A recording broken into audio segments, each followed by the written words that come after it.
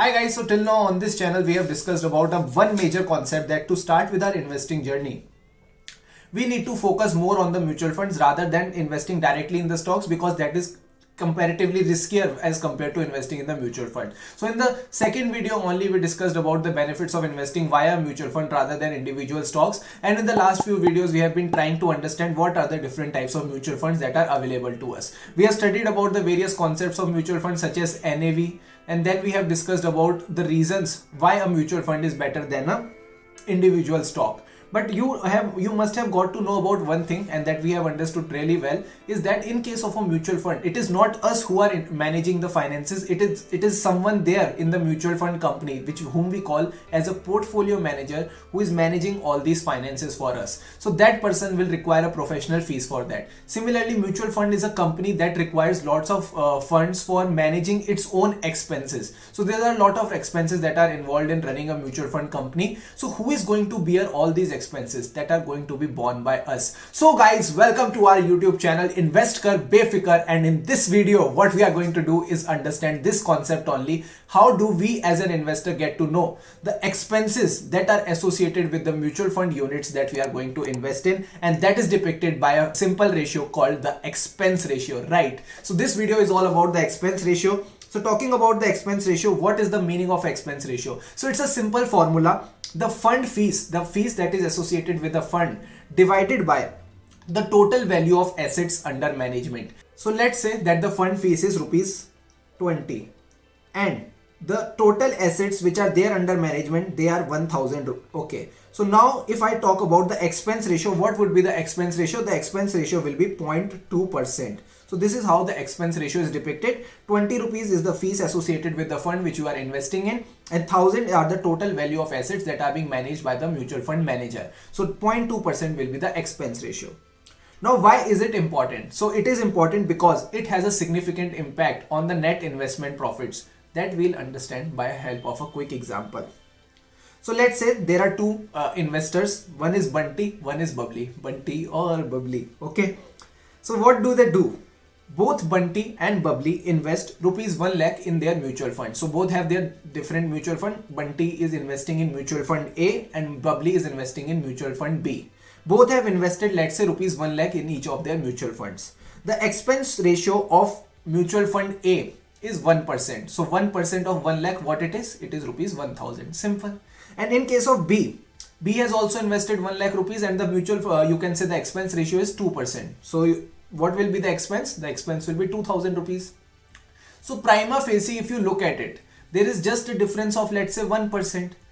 Is it significant? I will say no. But now you will get to see the impact it has on profits. So let's say the funds generate a return of 5% each. That is that mutual fund A is generating 5% and mutual fund B is also generating 5%. What is the return of mutual fund A? The return of fund A will be 5% on rupees 1 lakh, that is 5000 rupees. What will be the return of mutual fund B? B will also generate 5000 rupees. Both will generate 5000 rupees. Now my question is, what will A get as profit? So A will get 5000 minus 1000 that he has paid as expense. So he will get total 4000 rupees. What will Bubbly get? Bubbly will also get the profit that she has earned minus the expenses that she has incurred. 5000 minus 2000, 3000. So can you see that there is a difference between the profits earned by both these parties? Yes, the difference is 33.33%. That's why I told you there is a significant impact on the net investment profits that are being earned by the mutual fund investors. So that's why expense ratio is important. Now your question, what are the different types of expenses that are being borne by the mutual fund for which we have to pay? So there are generally three types of expenses. First one is the management fees. What is the management fees? You are giving funds to the portfolio manager. The portfolio manager is investing your funds in different types of securities. For investing in different types of securities, first is he has to research what are the different types of securities available in the market. Now based on your risk appetite, he will select the best securities, invest your funds in them, then track the returns, and wherever he feels the returns are falling, he will sell that security, and then the funds that he will be realizing, he will be investing in other securities. So that requires a lot of professional work. For that professional work, he will be charging some fees which is called the management fees. Then there are some administrative costs. What are the administrative costs? First of all, you will be investing in a mutual fund, you will be going on in their app. So the app is not available for free of cost. It is available on a domain. There is a proper website, or a lot of costs are associated with that. Then there is one more special component which is known as 12B1 distribution fees. What is the 12B1 distribution fees? So first of all, distribution fees, as the name suggests, for a mutual fund to sell its units, it need to advertise it. For me to know about that there is a mutual fund and it wants to sell its units, for you to know about as an investor, there needs to be an expense in the field of marketing and distribution. So to make those advertisements that mutual fund sahi hai, you need to invest in mutual fund, they have to incur some marketing cost. So that marketing cost is also borne by the investor. So you can call that 12B1 distribution fees. So these are the main three components. What are the three components? Let's just revise it quickly. First is the management fees. Second is the administrative cost, and third one is the 12B1 distribution cost.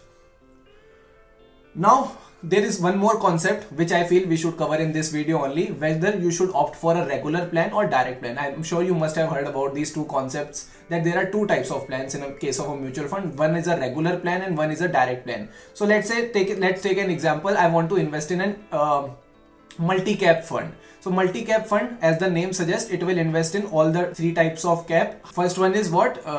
First one is large cap, then second one is mid cap, and the third one is you can say small cap. So this fund is investing in all types of securities, large cap, mid cap and small cap.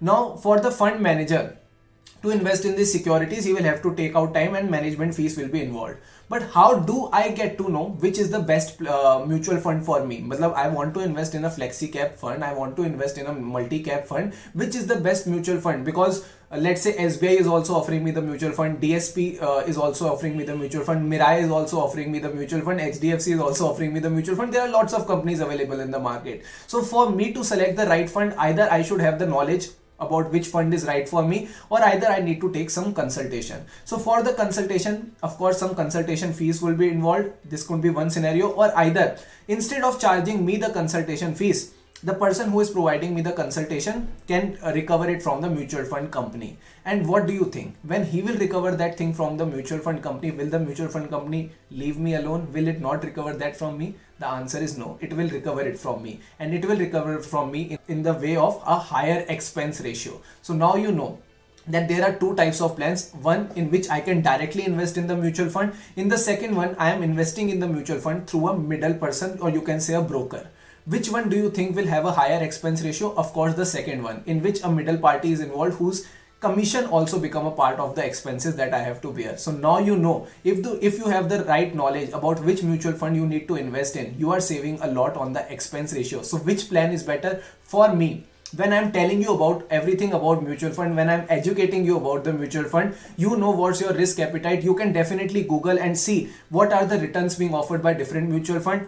What are the expense ratios that are associated by the mutual fund? When you know which mutual fund is offering you the highest returns, which mutual fund has the lowest expense ratio, you know which mutual fund you want to invest in, why you want to involve a middleman, why you want to involve an advisor. So always, if you have the knowledge, if you can devote some time, even a slight less time also, if you can devote, direct plans are the best for you.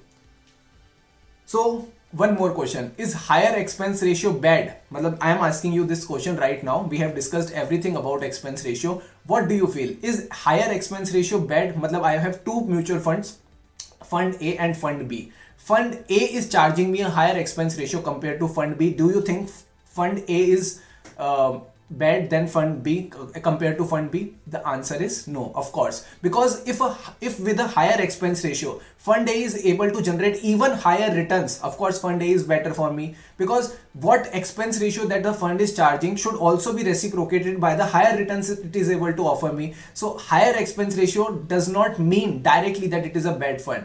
If with the higher expense ratio the fund is able to generate higher returns, then there is no problem with that. So I hope you are completely satisfied with whatever I have explained to you about the expense ratio. In the coming videos, what we'll do, we'll discuss individually about the various types of mutual funds available in the market, and then we will select the right mutual fund, because our goal is to help you start with your SIP, that is systematic investment plan, and start your investing journey with us. So यूं ही हमारे साथ बने रहिए and अपनी investing की journey को आगे बढ़ाते रहिए, because हमारा एक ही लोगो है, इन्वेस्ट कर बेफिकर. This is Shubham Keswani signing off.